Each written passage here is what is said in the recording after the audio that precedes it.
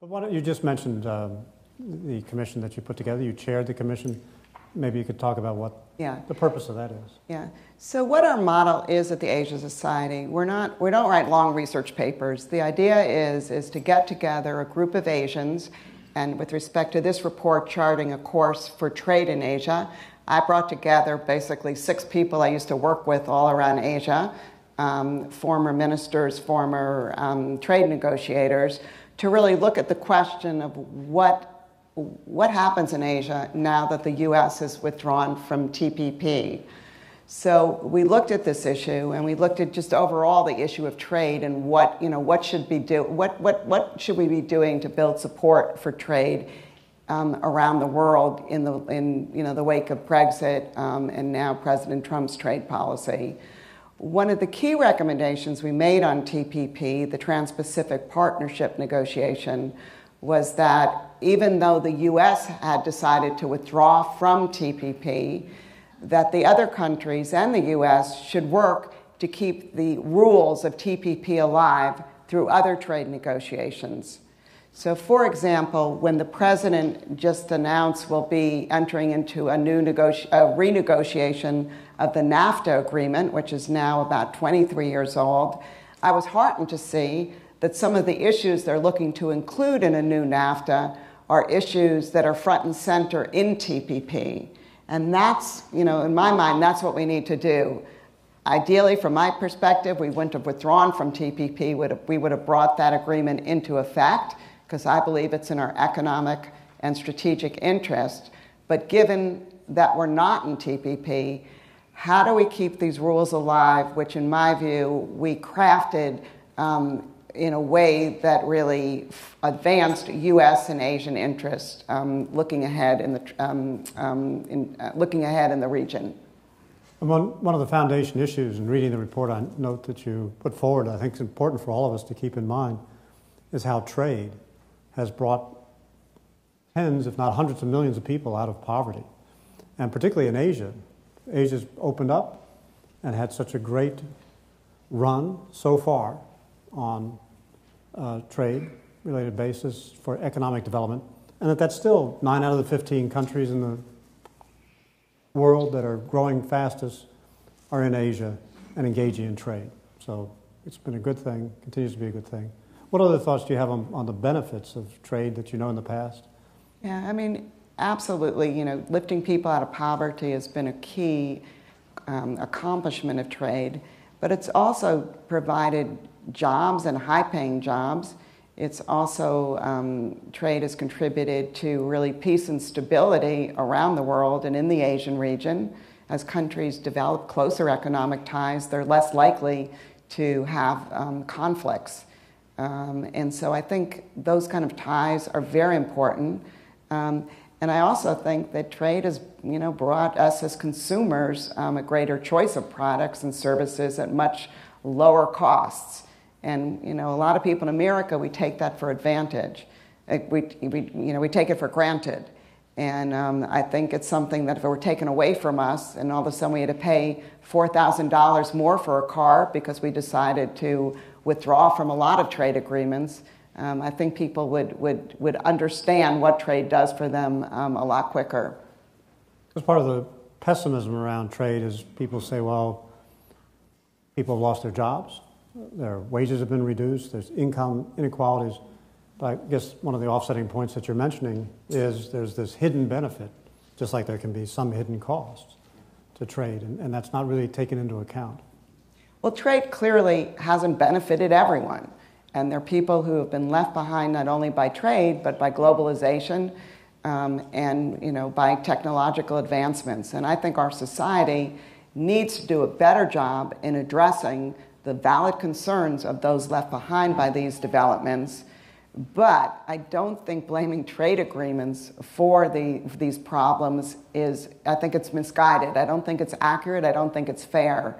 Recent economic studies show that in terms of loss of manufacturing jobs, 80% of loss of manufacturing jobs has more to do with technological advancements, increases in productivity, changes in consumer preferences.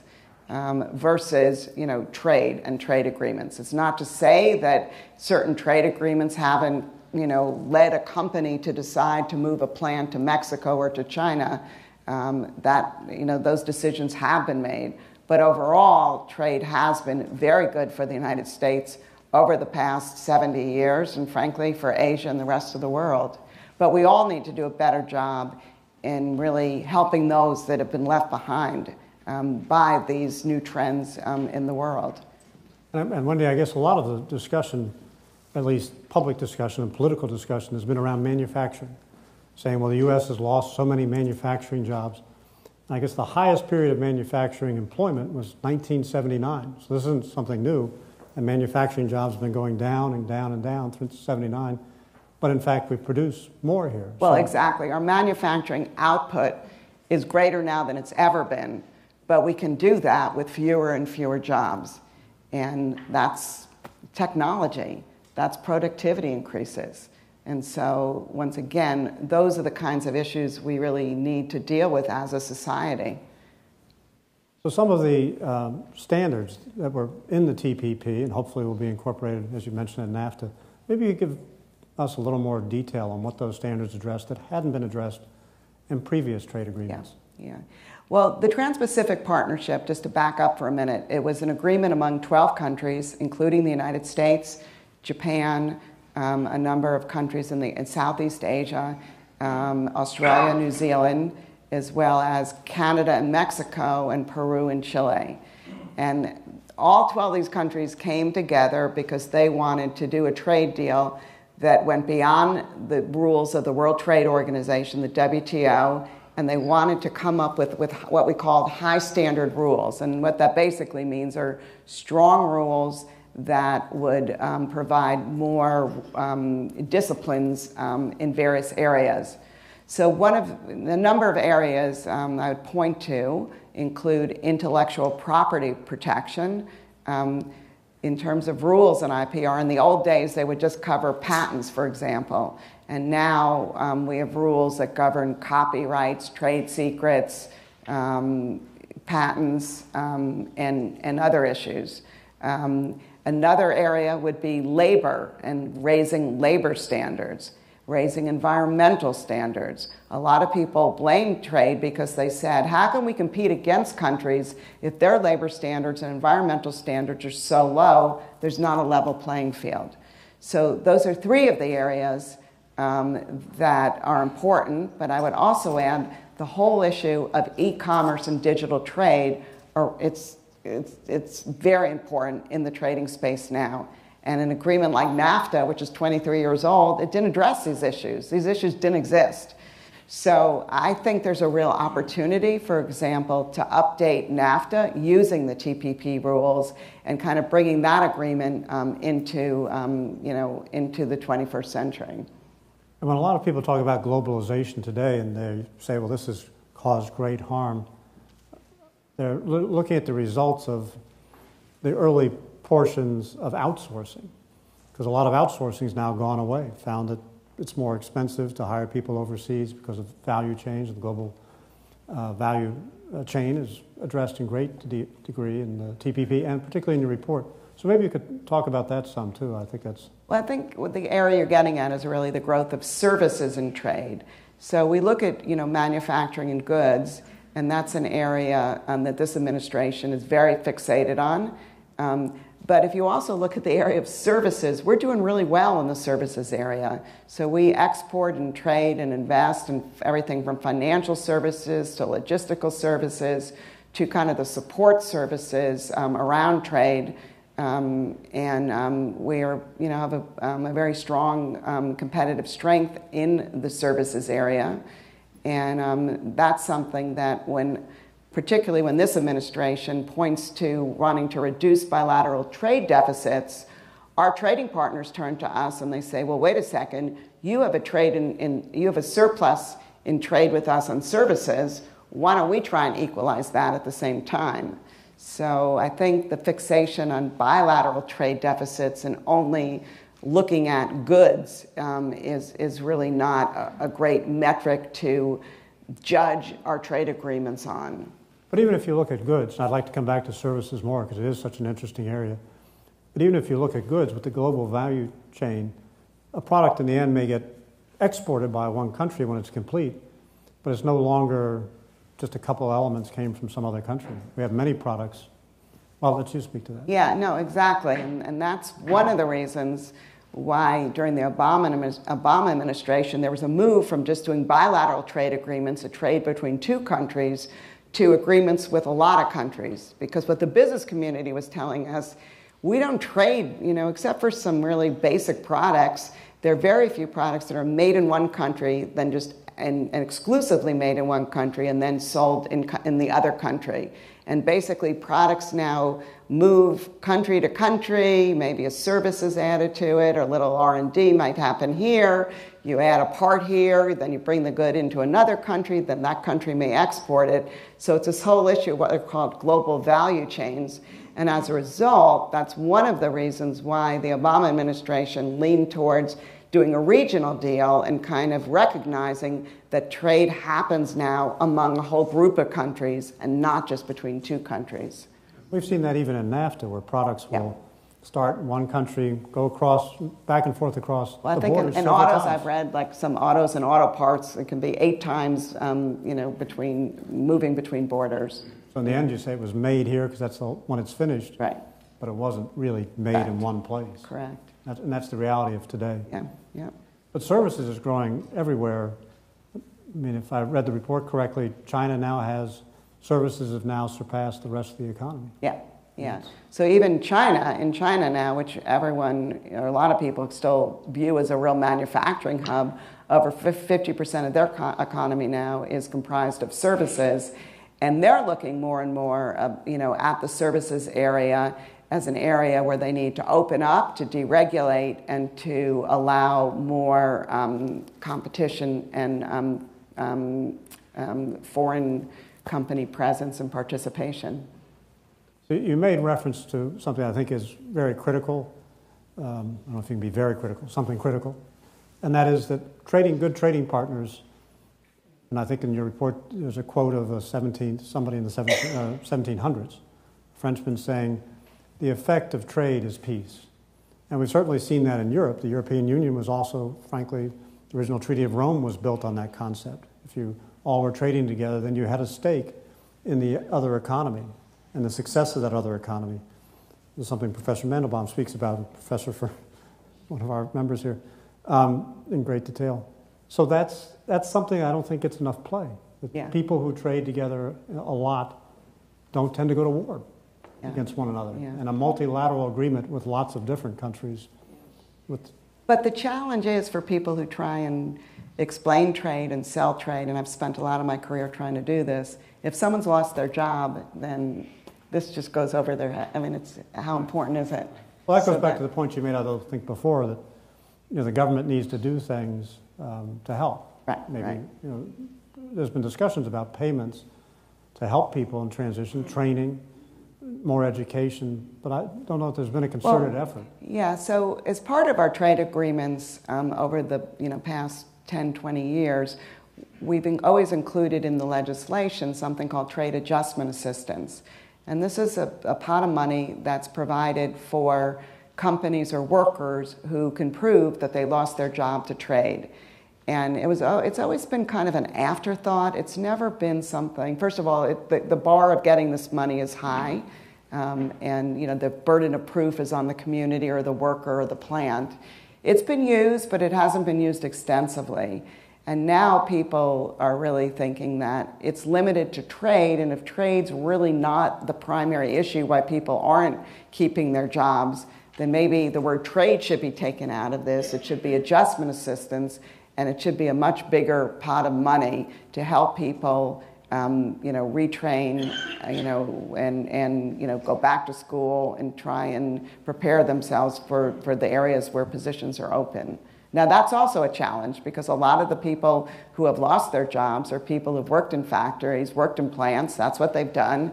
And, they're at a point in their life where, this notion they're going to go back to school and they're going to learn, how to, computer programming and then, join a whole new workforce. It's a challenge. And so I don't think adjustment assistance by itself is enough. But I think, the way I read the last election is this is a serious area that we all need to take seriously and come up with appropriate policies. And withdrawing from TPP, it doesn't solve the problem. Renegotiating NAFTA doesn't solve that problem. I think we need a much more thoughtful, well-concerted set of policies to deal with these very valid issues. I totally agree with that. And separate and apart from your report, I read recently that if you want to categorize in the United States what's the one job that has the most people in that job, it's people who drive something. Maybe they drive a bus, a taxi, a truck, whatever they do, they drive. And if you look at computerized autonomous vehicles, if that's our largest category, that's not a trade issue, that's just a technology issue, which is what you said before, happened to manufacturing. It can happen to a service, being a driver, and that'll be a really dislocation if we haven't worked on our education system, haven't provided the training in advance. So I think addressing these issues as TPP has tried to address all across the board is something good. So what do you think? Well, why don't you go through some of the recommendations that you've made in the report? So we had kind of three baskets of recommendations. First, with respect to TPP, we urged that countries work to take the TPP rules and insert them into other agreements, or to unilaterally go ahead with them. And it's really interesting, Vietnam was a member of TPP, and they decided on their own, even though TPP is not, wasn't coming into force with us, that they were going to unilaterally go ahead with some of the TPP reforms in their own legislation and regulations, because they recognized that that would help them attract foreign direct investment, help them move up the value chain in terms of their production, and make them a more integral part of the regional value chain. So we also recommended, and this is happening, that the other TPP countries explore going forward with TPP without the United States. Just because the United States has withdrawn, it doesn't mean that the other 11 countries can't go forward without us. And indeed, the 11 other countries just met last week in Vietnam on the margin of the APEC meeting, the Asia-Pacific Economic Cooperation meeting, to look into the possibilities of moving forward with the agreement without the United States. I think there'll be some challenges there, but I sense that there's a real willingness among the parties to look at doing that. The other set of recommendations we made dealt with what are called the Regional Comprehensive Economic Partnership Negotiations, the RCEP negotiations. These are a set of trade negotiations going on in Asia now. 16 countries, including China and India, not the United States. They've kind of been in the back burner. People haven't been paying a lot of attention to them, but they're trying very hard to conclude their work by the end of this year. This agreement will basically lift rules above the WTO rules, which I would say is here, but not as high as the TPP rules, and probably close down here versus up here. And what we urged the RCEP negotiators was to work harder to raise their standards. And we also urged the RCEP negotiators to pay more attention to those provisions that would help small and medium-sized enterprises.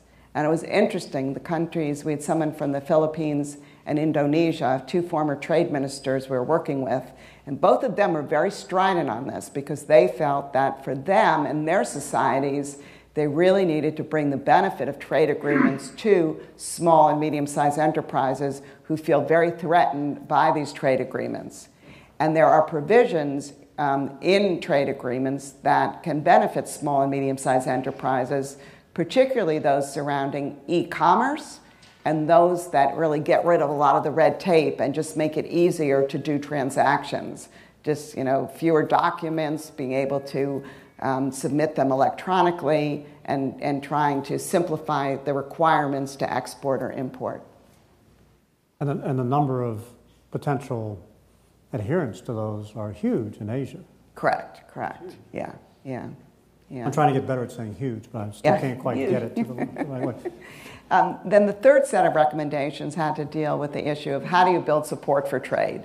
Now, everyone thinks that's limited to the United States or to the UK, but it's very interesting that the more we talked about it, the more many countries were facing these challenges, and we're seeing growing segments of their population feeling that either they were being left behind or there were growing inequalities in their society, or the issue that these agreements largely benefited big companies, not the smaller companies.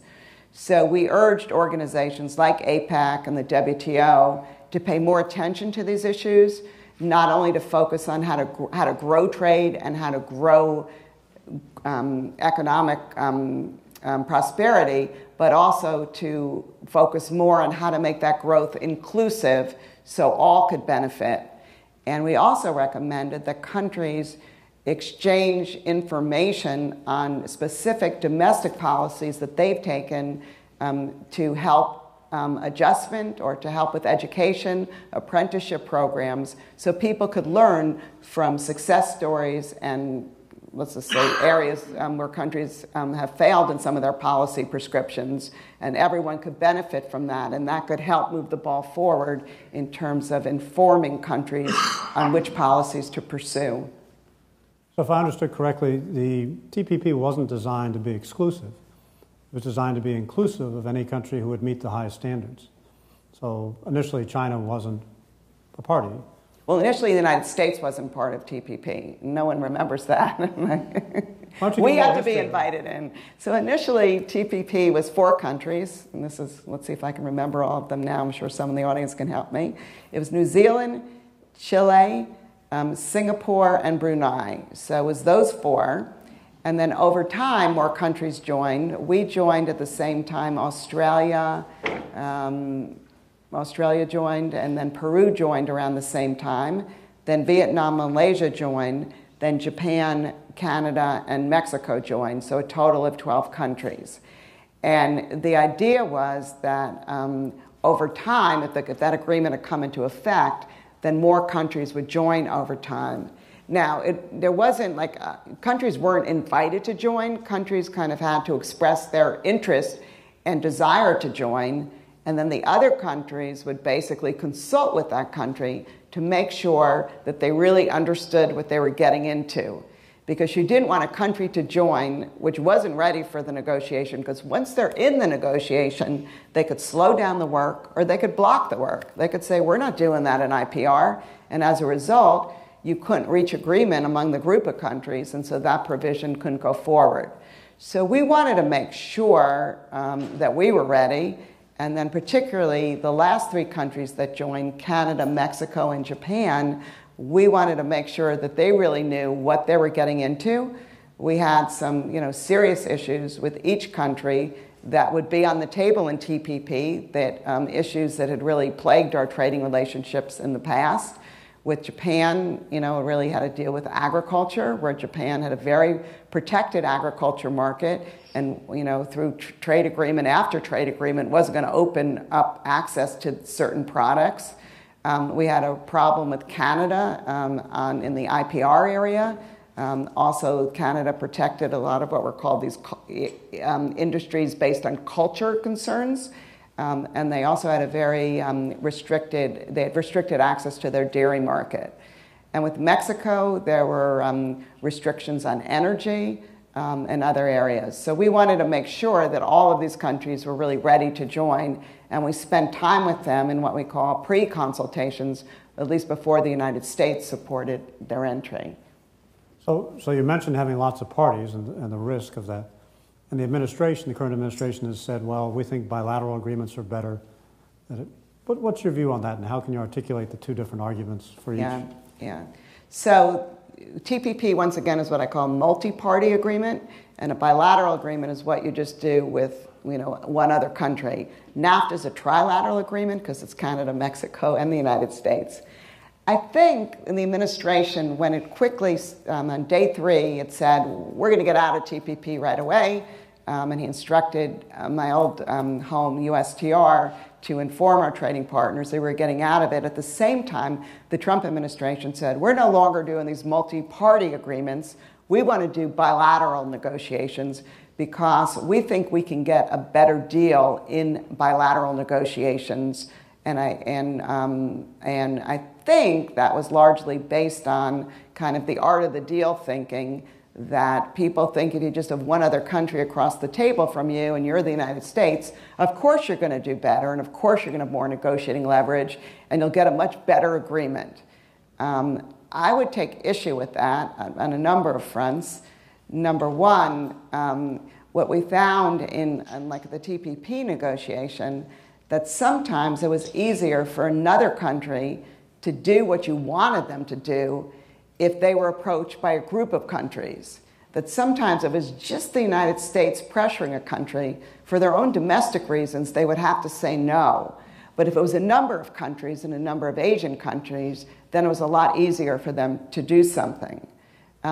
Also, what we also learned is that we didn't have a lot to give in the TPP negotiations because the US market is largely open. But because countries were getting more from other countries, and particularly Japan, whose market was closed, a lot of countries felt that they could, when they had to go home and sell the deal, they could point to everything they were getting from all these other countries versus just what they would get new from the United States. And so that politically made it easier for them as well. And so I get the argument, and there's some rationale to saying if I'm just negotiating with you, it might be easier. We can trade off this for that. Not with me, but with somebody. What? Okay. Yeah. Okay.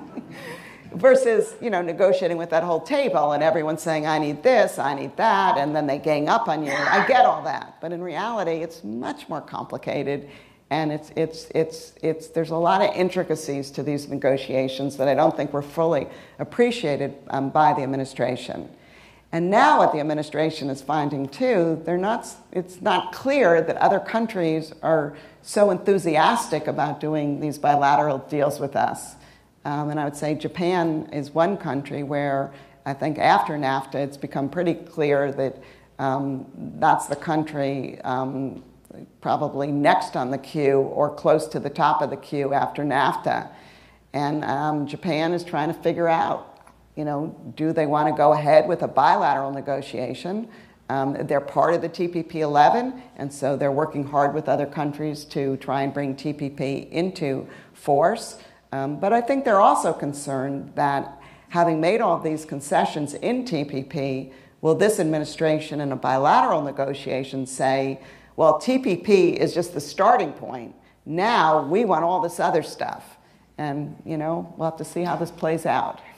So help me understand, so long term, if you have a multi-party agreement, and you've set these standards you talked about, so you have uniform standards across all the countries, it seems almost axiomatic that you would really get more trade. And is that a multiplier effect that happens from that? Absolutely, and it means as a company, you don't have to read each, detailed trade agreement to understand all the nuances. You go one place, everyone's, abiding by the same rules, so you know what the rules are, and as a result, you can plan, you can export more, you can figure out how to build your value chains. So I think it's much more, business export friendly than having just individual agreements, because by definition, each agreement will be a little different.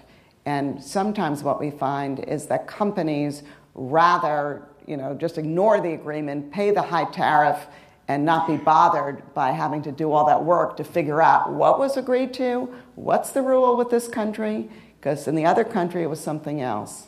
So there's a lot of value to these uniform rules, and particularly in these complex new areas of digital trade, where like take the issue of data flows is very important to be able to just ship your data anywhere in the world.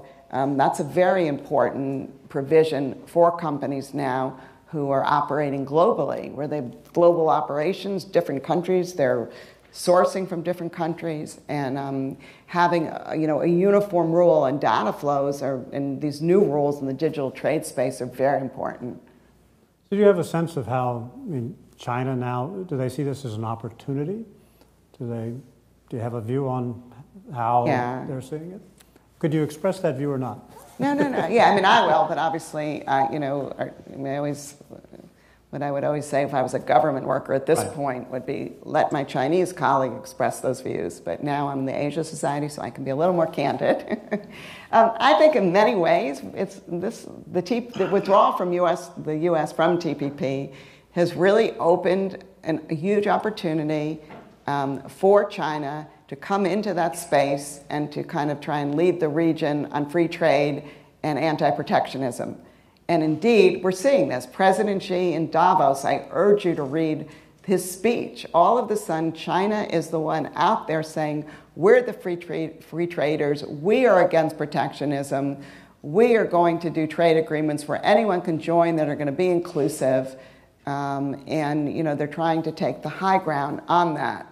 In addition, China just last week held their summit on One Belt, One Road, OBOR, another initiative they have in the region, which is not a trade initiative, it's more an infrastructure development type of initiative, but it has a trade aspect to it, where they're trying to use their funding of the Silk Road Bank, a Chinese bank, to basically build bridges, ports, roads all around not just Asia, but going into Europe, the Middle East, and elsewhere.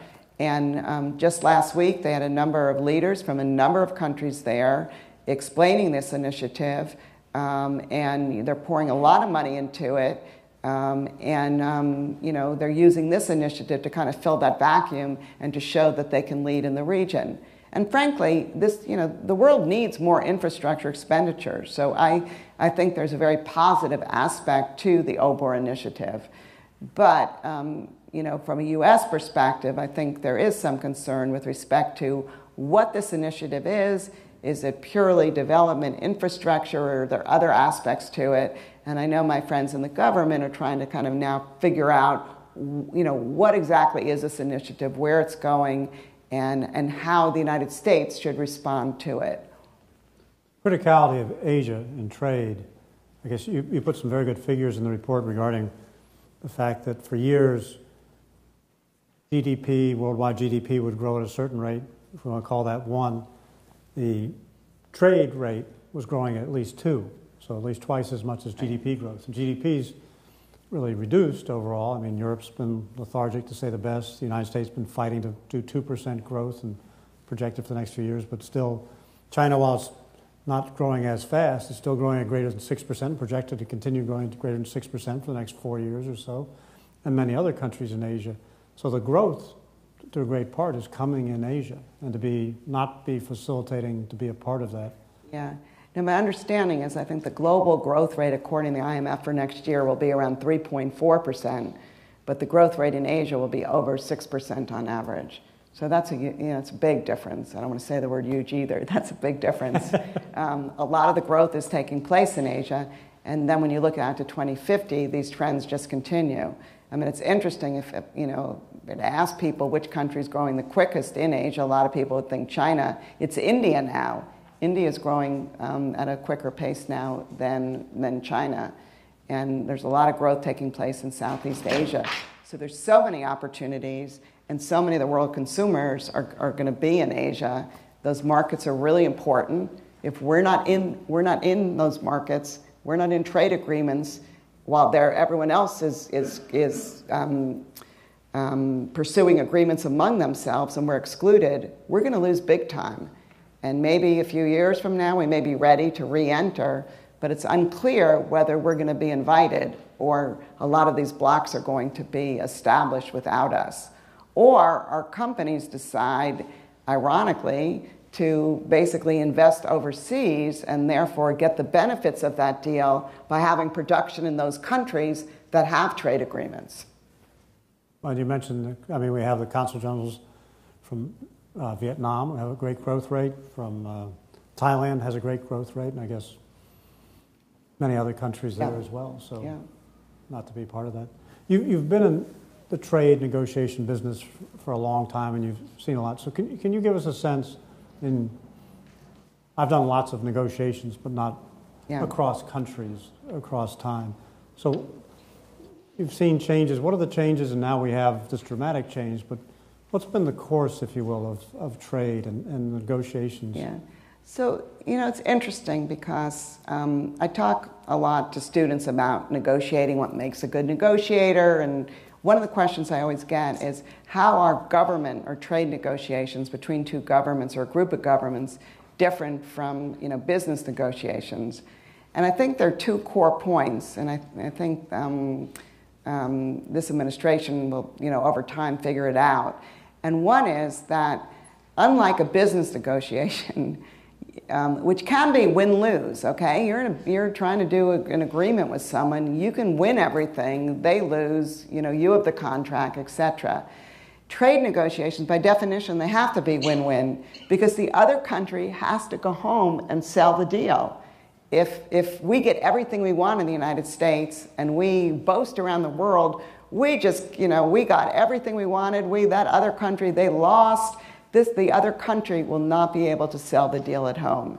And I think Mexico in particular now is just because it's been so public, they're really kind of hardening now in the negotiation because they're under a lot of pressure to show that Mexico can gain from a NAFTA renegotiation. There are a lot of skeptics in Mexico now because they're listening to our president and they think basically he wants to cream them in these NAFTA negotiations.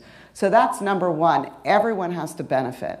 The other point is that I think in a business negotiation, you negotiate with someone and then you don't have to see them again and you don't have to work with them again.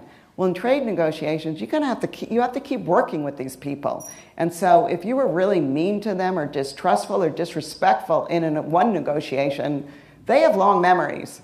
And when you need their help on something else, they may not be there for you. And so you have that overall relationship is very important as well. So those are just kind of two kind of big differences in my mind between kind of what would be a business or a real estate negotiation and an international trade negotiation.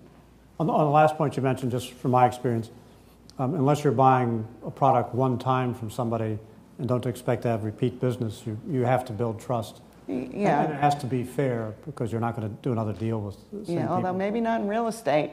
I don't know real estate. I'll leave it there. I don't know real estate. So that's a little different. How about, we mentioned NAFTA, and you have a lot of insight into that, but let's take a different perspective. I mean, we have many people here from Asian countries, may have interest in doing more business with Canada, the U.S., but Mexico and Canada. How do you think NAFTA might affect those countries who have an interest? Well, I think in a few ways. First of all, given that NAFTA is really the first big negotiation this administration is going to do, I think we can gain a lot of insights from what the administration asks Canada and Mexico to do. In other words, do they ask them just to modernize the agreement and to do things like e-commerce and IPR, or do they actually ask them to, commit themselves to reducing the bilateral trade deficit?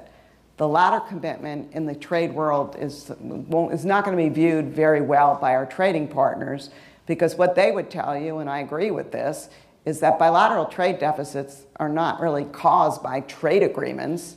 They're largely caused by other factors, including different growth rates among countries, different saving rates among countries. I mean, in the U.S., we consume a lot. We don't save a lot.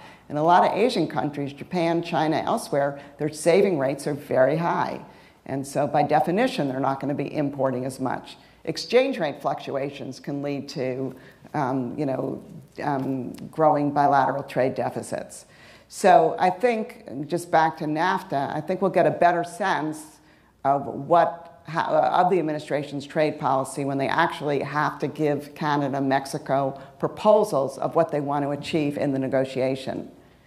Second, there are a lot of Asian companies in Mexico, but also in Canada. And some of them have moved to Mexico and Canada specifically to get the benefits of NAFTA and access to our market. And if the rules change, then those companies' operations and profits can be affected. And finally, and this is almost, in a strange way, I think we've opened the door for our Asian friends to develop closer ties with Canada and Mexico. Canada and Mexico, I think over 3/4 of both countries' exports go to the United States. They're heavily dependent on the US market.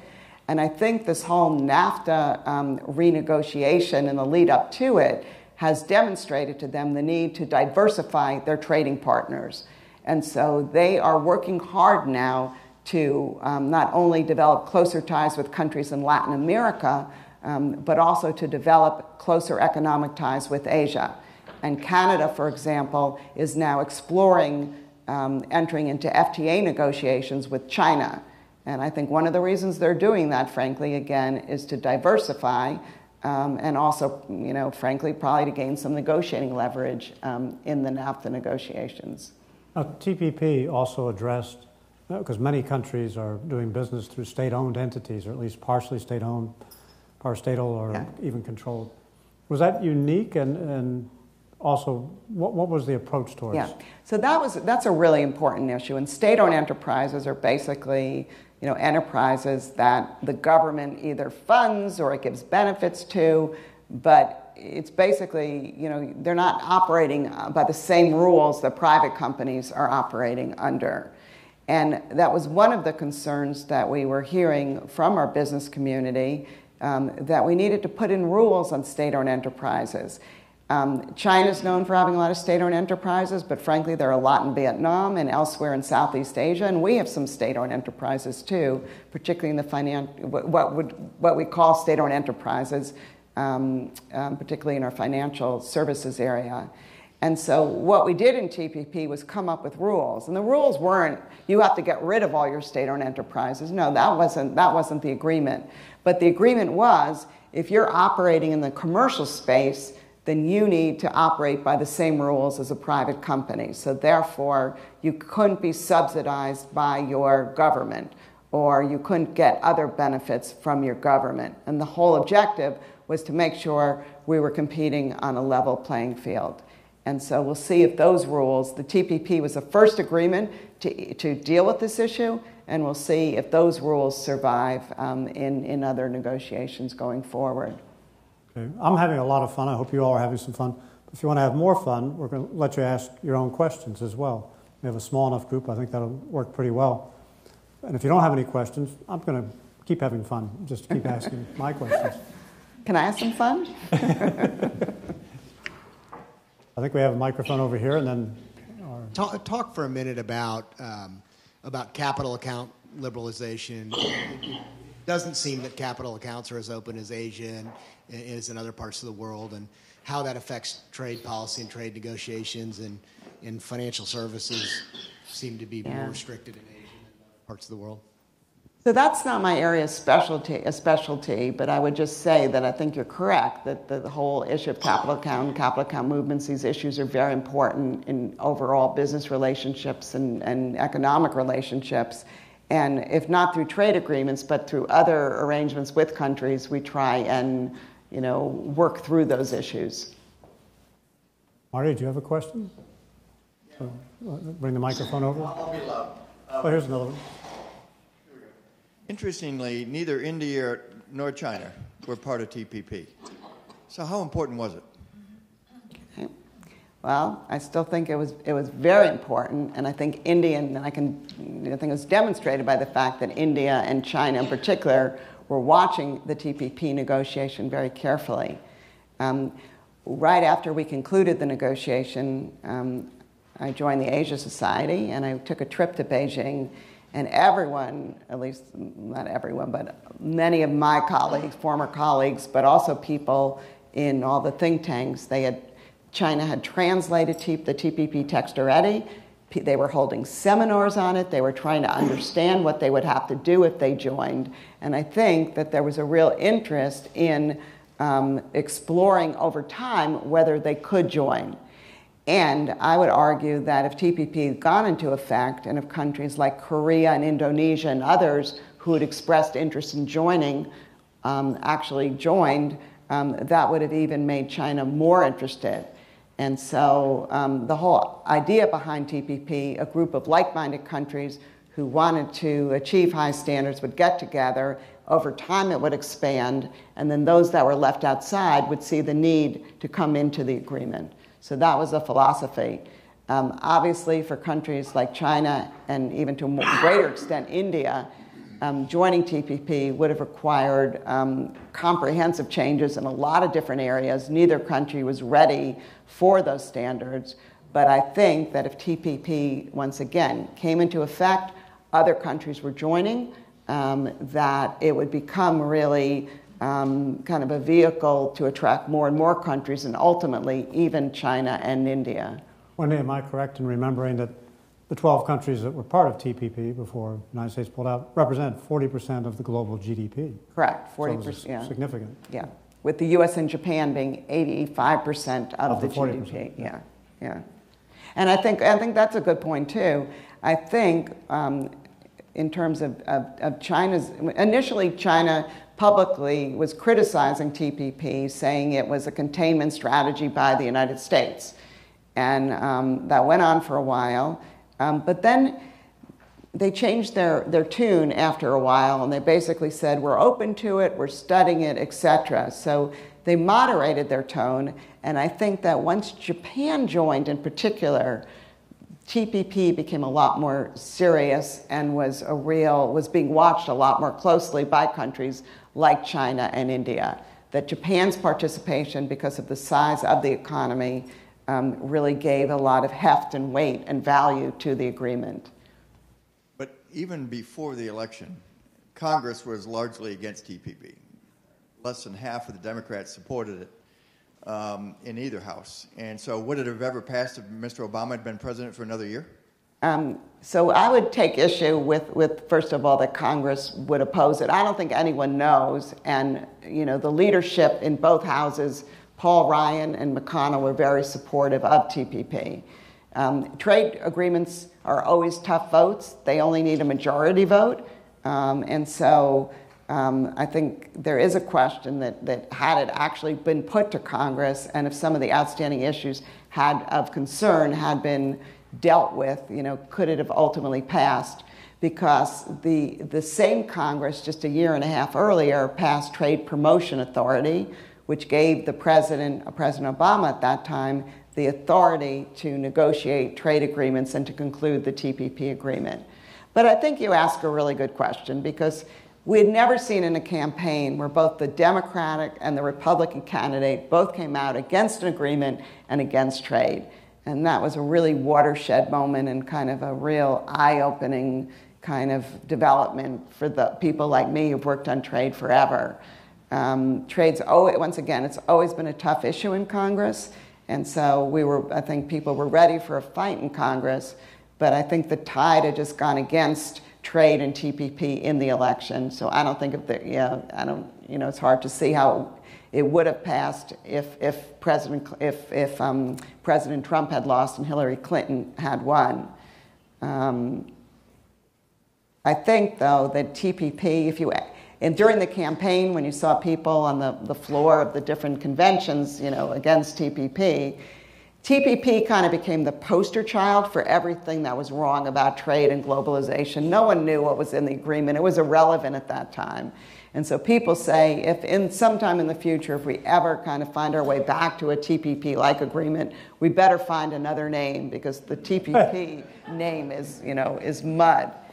And in some ways, I would argue too, the whole, NAFTA is a very cursed kind of name and cursed. I think this administration is going to have a tough time, frankly, getting a renegotiated NAFTA through Congress. And I think people are very reluctant to vote for NAFTA and to say that they supported NAFTA. We have a question up front, Mr. Consul. Thank you, Master. Especially for appreciation of our Japanese, Japan and the participating into the TPP also. Maybe I think that generally speaking, everything has merit and demerit, and also right and shallow. Of course, the free trade is not almighty, but comparing with the protectionism, I think free trade is free trade has a much bigger merit. So we, our Japanese government, always thinking about such a matter. So that we have never yet given up that the United States will come back to the TPP system. I agree with Martha very much. But I think that especially now the RCEP also is now on the way, but not so easy because of the much more big number of the countries and also the very, I think, differentiate between such member countries. Maybe I think a negotiation is not so easy now, I understand very well. But I think that the result of the TPP is the most, I think, the text or future, one of the milestone or goal for us to attain such a period. So that the TPP, the result of TPP or framework is now is the most leading case to attract any, I think, such kind of regional free trade negotiation, etc. And also in the near future, where I think most serious, we must think seriously how to accommodate the China and India also, and really to participate in our the rule that the TPP has already made. Such so that the more maybe because now the Trump administration is now starting at the bilateral negotiations, etc. But for our Japanese side, already we are making, for example, multilateral, bilateral, not so different. So that it's better, very effectively and efficiently to utilize such a TPP system. We think that's very thank you very much. No, I think you make some very good points. But once again, the reality of the situation now is that this administration, they're determined to do bilateral agreements. They're going to start with NAFTA. They may approach Japan, Vietnam, and others. And they just have to see, how this all plays out. We have seen in President Trump's trade policy that it's I call it kind of a work in progress. That a lot of times the bark is a lot louder than the actual, proposals and what actually happens. There are a lot of studies going on, and there are, issues that he had raised on the campaign trail, such as calling China a currency manipulator. He backed off on, and so I think we need to give the administration some time, to work through these issues, to try their approach with other countries, and to learn as they go forward, what they think is in the national interest. And so, based on my experience, I think that some of the things they're doing are have merit, but some of the things they're doing, I don't think, I don't think will benefit the United States as much as they could. One of the areas where I think the administration has done a good job is with respect to China. And when the president met President Xi Jinping in Mar-a-Lago, they announced kind of this new comprehensive economic dialogue. And I think that was important because they took care of the process. So everyone, they came up with the structure of the engagement. And why this is important is because you can spend a year internally talking about what the table should look like, who should sit where. And what they basically said is, this is how we're going to do it. These are the agencies involved. Now let's roll up our sleeves and let's talk about substance. And so I think that, was a very positive step forward.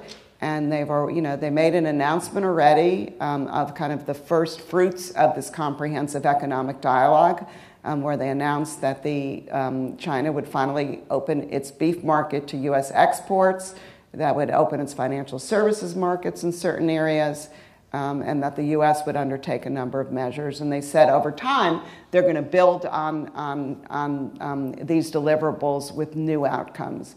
And so I think that's a very important economic relationship, one we need to be paying a lot of attention to. We have a lot of simmering underlying problems in our trade relationship with China.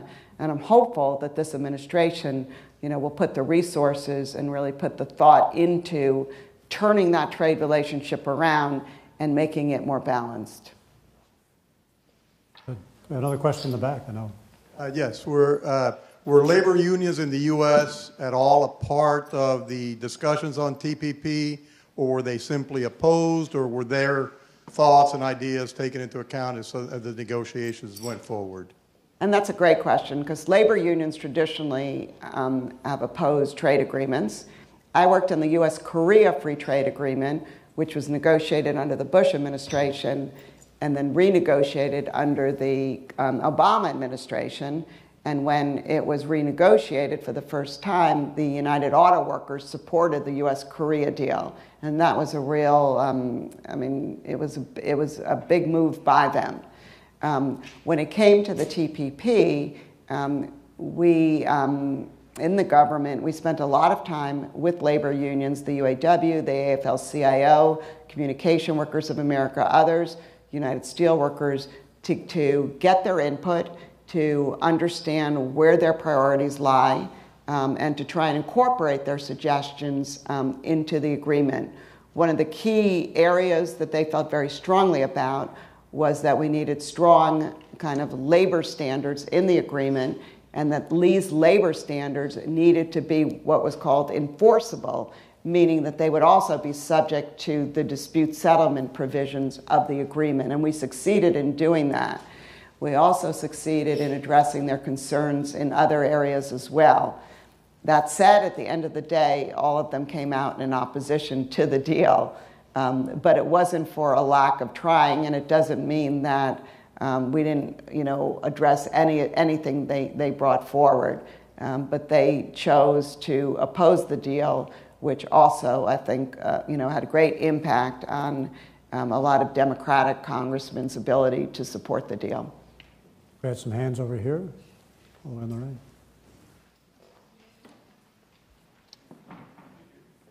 Is this on? Can you hear me? Okay. Yes.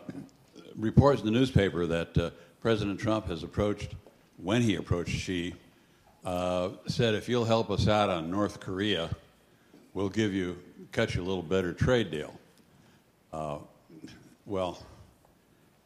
Any help we can get on North Korea, that, in my view, be marvelous. That's quickly becoming the most dangerous thing we have to deal with over in Asia. But the question is, what can he actually do? Do you have any idea what he might have been talking about? How would it be different than if North Korea had never existed? And what can he do with the U.S. Congress behind him watching every step he takes? No, that's a great question, and I think many people were stunned by that comment. It's not to say that behind closed doors in previous administrations, people discuss issues like that, but to say that publicly, I think, can really lead to a lot of misunderstanding. For example, maybe President Trump meant, I won't call you a currency manipulator, so I've been easy on you on trade. I'm done with my side of the bargain. Maybe China's thinking, we've already cooperated in North Korea, so we expect a lot more. So I think that can lead to a lot of misunderstandings down the road. I also think it sends a really strange message to our other trading partners, because Japan and Korea, for example, are cooperating very closely on North Korea. And does that mean we're going to be easier on them on trade as well? If you ask them, they probably would say, you're not being any easier than us on trade, but you should be treating us easier if you're going to treat China easier. So it's something that was said. I think I understand in the moment what he kind of meant, but I think it's something that other presidents have basically said kind of behind closed doors when you're in a policy meeting, and let's just say my agency would come forward and say, you know what, we want to, impose an import restriction on China tomorrow. And someone from the State Department would say behind closed doors, well, this isn't the time to do it because they're helping us in North Korea. So let's revisit this a month from now. But it all stays quiet. But of course, administrations look at the totality of the relationship all the time. But once again, to say that publicly, I worry that it not only can lead to misunderstandings between the U.S. and China, but also sends a very strange message to our trading partners, and frankly, to supporters of President Trump who put him into office, some of them, because they wanted him to get tough on trade with China. And the message to them now is, well, maybe he's not going to be that tough with them in China. So they also want him to be tough on North North Korea, yeah, yeah. Please. You mentioned in your bio that you have an interest in women's empowerment in Asia. So and barriers to it. So what kinds of trade agreements or policies do you think would produce beneficial effects on women's empowerment? Yeah, and yeah, this is an issue that I feel very strongly about. Having been a trade negotiator in Asia for many, many years, I can tell you that typically if you looked at the other side of the table, they were all men. And that's changing now, and you see, women coming up in various different Asian countries. But a lot of, there's still kind of a cultural kind of stigma in many Asian countries that once you have a family and become a wife, you should leave the workforce. Now that's beginning to change, but that kind of change takes a long time. And so what I found was that a lot of women ended up kind of gravitating towards me because they thought I was, could be a role model for them because there were so few role models in their country. And so they were very interested in, how did I get where I did? How did I balance family and negotiations and my travel schedule? What advice I could give them in terms of trying to get ahead in the workplace. And so I'm continuing those conversations now. Japan has put a very big emphasis on womenomics under Prime Minister Abe. One could say he's doing that for women, but I think he's also doing it for the Japanese economy, because if you look at Japanese demographics, they really need to have they need to grow their workforce, and there's no better way to grow their workforce than to include more women in their workforce. But I think women face a lot of barriers in the U.S. too. We don't have all the answers, but particularly in many Asian countries where there's still a lot of discrimination. There are not a lot of role models. There are not a lot of mentors, and they really face serious challenges getting ahead and getting to the top or near the top of an organization. So could trade agreements or policies empower women in any specific clauses or ways? Yes, absolutely. And I think women disproportionately work at least in the business areas, in small and medium-sized enterprises. So what I mentioned earlier, putting an emphasis on small and medium-sized enterprises in these trade agreements, I think has a disproportional positive effect on women-owned businesses. And so I think that trade agreements can be an important vehicle to help women succeed in the trade space. I think we're very close to the end of our time. Is there one more question in the back? We have. I would be interested in your view on the stability and sustainability. Well, thank you. I'd be interested in your view and the view of your institute in the stability and sustainability of the growth patterns in China, which have largely driven the trade in the Pacific Rim. Obviously, the debt burden is massive. The growth figures are, the kindest word I can say is massage. You may have better words for it. And there's a lot of concerns. I've certainly seen this more in the Australian press and I've seen in the U.S. press about, is the bubble going to bust in a really ugly fashion. So how does your group of experts see that situation? Well, I don't want to, talk for everyone in our institute, but I think, just some, a personal response is I think there's some really serious challenges in the Chinese economy, and one of the key ones is being kind of the overcapacity and all the state-owned enterprises and all the debt, corporate debt that's being built up in China. That said, a lot of people were a lot more concerned. The real experts, the IMF, a year and a half ago, they're less concerned now, so I take that as something positive. China is still growing, as you mentioned. They're still at, 6.6%. That's still a great growth rate. It's not the 9%, but it's still... But is that a real growth rate? Okay, well, we can argue about, the numbers, and if that is correct, but let's say it's yeah. I think those are World Bank or IMF numbers. We're growing at 1.9%. It's a lot higher than ours, okay? And so, no one really knows, but I think everyone will say there are challenges. There's some key structural issues in the Chinese economy that they really need to deal with, particularly state-owned enterprises and their overcapacity and their corporate debt, and we'll have to watch how they deal with these issues going forward. A lot of hands went up, so we're really a little bit over time, but if we can have a very brief question. And Alan. Yes. We've heard that some of the agencies within the Trump administration, he's been having problems on staffing.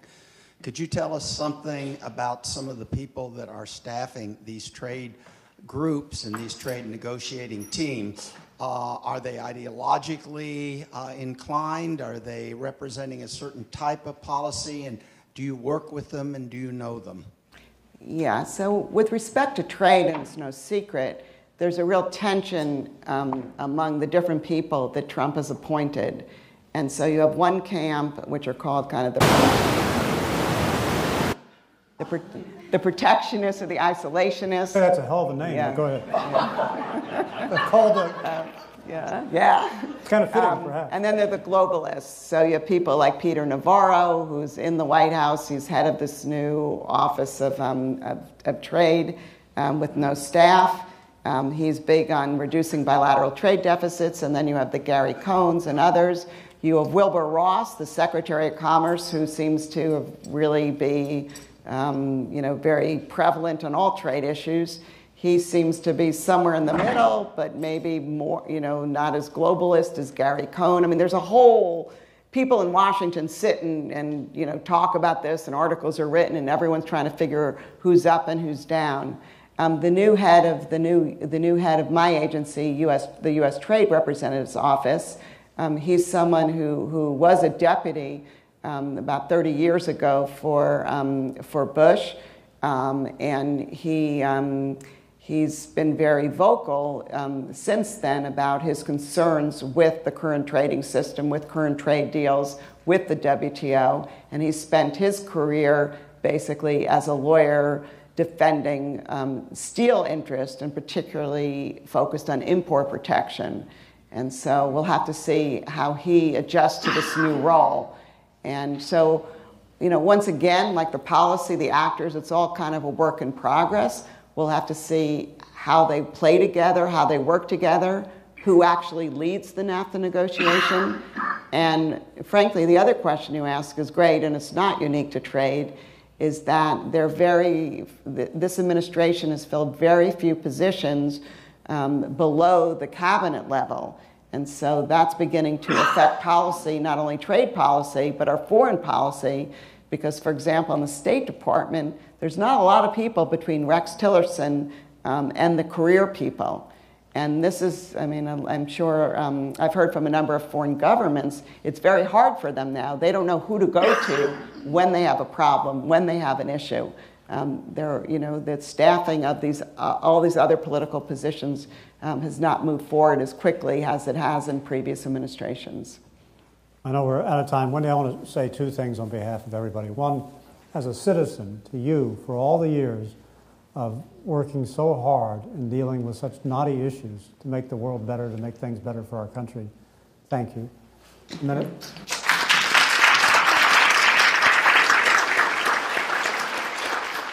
I mean that most sincerely. And then, as a member of the board of the Asia Society of Texas Center, how pleased we are that you're in Washington representing the Asia Society and doing these important things and keeping this dialogue going and the analysis going and interacting with everybody. How proud we are to be in that situation. Well, thank you. Thanks for moderating such a great discussion. And really thanks to everyone for coming the night before long Memorial Day weekend, for asking such great questions, and for your participation in Asia Society events. When I left USTR, I had the prospect of a lot of different job offers. But when I got an offer from the Asia Society Policy Institute, I knew that's where I wanted to go. I wanted to work with Asia. I wanted to work on policy. There's no better organization in the world. And, I travel all around Asia, and I can tell you that coming from the Asia Society, countries are a lot more excited about seeing me now than when I used to travel with the government. Good. Thank you again. Thank you.